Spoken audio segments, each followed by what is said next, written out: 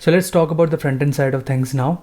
So before we jump into the code, let's first understand the theoretical side of the Redux, and when we are writing the code, all of this will start making sense. Okay, so let's look at this diagram and try to understand each of these components, and then we will talk about how these interactions are happening.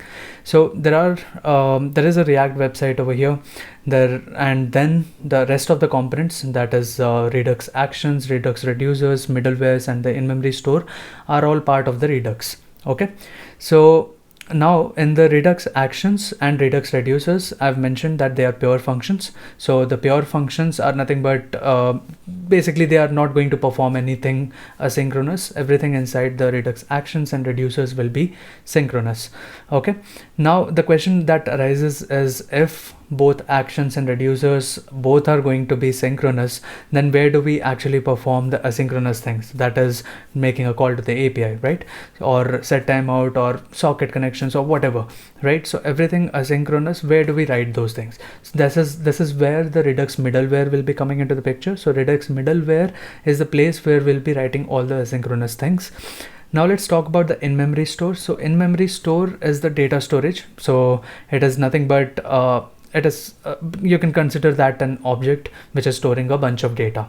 Okay, now this particular in-memory store is responsible for all the data that is presented onto the React website. Okay, so you can see the arrow over here which says presentable data.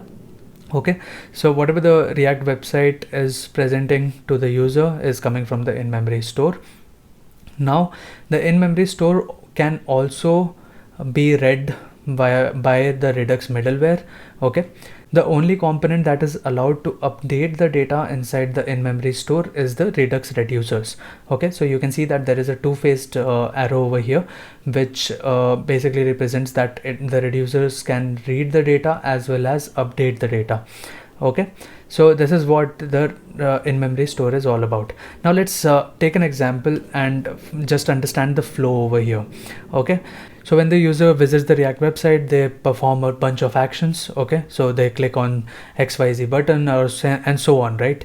So whenever the action is triggered, so let's say that they just visit the website and they want to click on some button to fetch the data. So the only way for the React application to interact with the Redux is via the actions. Okay, so whenever the user clicks on fetch data, they will be dispatching an action called fetch data. Okay, so we'll be dispatching an action called fetch data request, and the fetch data request will start traveling towards the Redux reducers. So just pay attention to what terminology I'm using. So we are talking about dispatch. Okay, so whenever the user is clicking on fetch data, we are dispatching an action called fetch data request. Now that fetch data request reaches the Redux reducers. Now the Redux reducer sees that, okay, I got fetch data request, what do I do with it? So we'll be writing the code to modify the in-memory store in the reducer. So all the mutations that we do here will update the in-memory store. So in the reducers, we'll see that, okay, we got fetch data request, and let's say I update the in-memory store with loading equal to true. So whenever the loading equal to true is updated in the store, the React website notices that there is a change in the store, and it will automatically re-render and start showing a loading symbol. Okay, so that part is clear. Now where exactly are we making the API call? So whenever the fetch data request action is traveling from this component to reducers component, you can see that the middleware is forking. So we can see that this connection is a fork connection, right? So the middleware is also forking that particular action. So what that means is, while the fetch data request reached reducers, the fetch data request also reached middleware, and now middleware is also checking what it has to do with that particular action. So this is the place where we will be triggering an API call. So we make an API call, get the data. So whenever the data is back, you can see that there is an arrow in the middleware to the actions as well. So middleware can also dispatch actions, and for this particular case, the middleware will dispatch an action saying that fetch data successful. So we got fetch data request, the middleware made an API call. When it got the data back, it dispatched fetch data success, and that action starts traveling to the reducer again, and now the reducer receives fetch data success as the action, and in the reducer we previously updated loading equal to true. Now we update loading equal to false, and that is updated in the in-memory store, and since there is a change in the store, React app re-renders and it basically finds that loading is set to false now, and hence the loader is gone.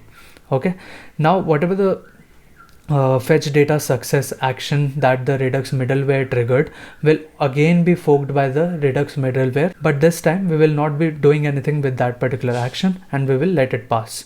Okay, so this basically covers everything that is happening inside the Redux. Now there are two types of middlewares, like some people write their own middlewares or some people use the third-party middlewares. The very popular third-party middlewares are Thunk and Sagas. For this particular video or example, for the application name the color that we are going to build, we'll be using Sagas because it relates exactly to this particular diagram. Okay, so I'll be using Sagas in this particular video, and let's jump into the code now.